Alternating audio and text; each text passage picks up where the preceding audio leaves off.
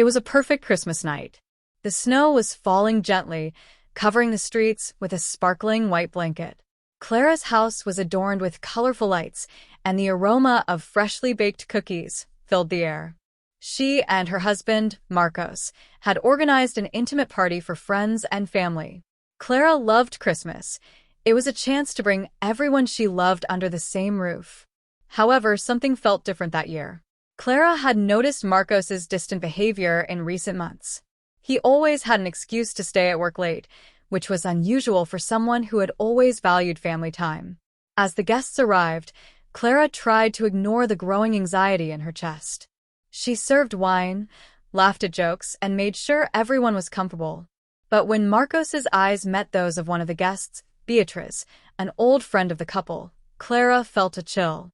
It was as if a silent conversation was taking place between them. Throughout the night, Clara observed small gestures between Marcos and Beatriz, a hand touch as they crossed paths in the hallway, prolonged glances, and subtle smiles.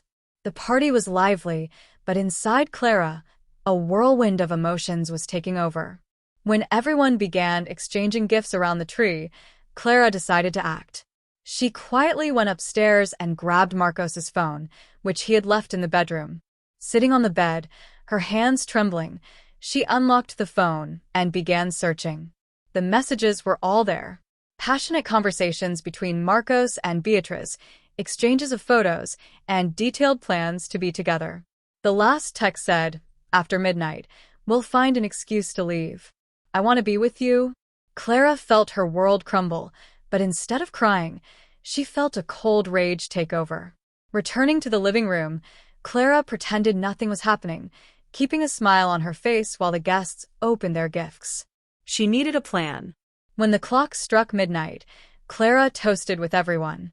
Marcos, pretending everything was normal, kissed her quickly and murmured, "I'll grab more wine from the kitchen."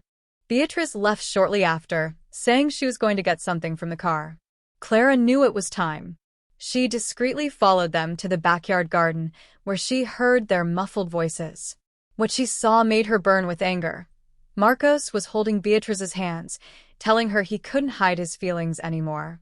Clara stepped in, holding her wine glass. "Well, I hope this secret was worth it.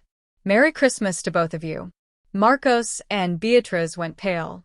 Before they could respond, Clara raised her hand. "Don't worry.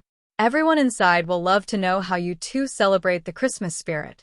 Clara went back inside, grabbed the karaoke microphone, and revealed everything to the guests, while Marcos and Beatriz watched, speechless. That night, Clara not only exposed the betrayal but also decided she would never again allow anyone to disrespect her trust. Christmas, though painful, marked the beginning of her freedom.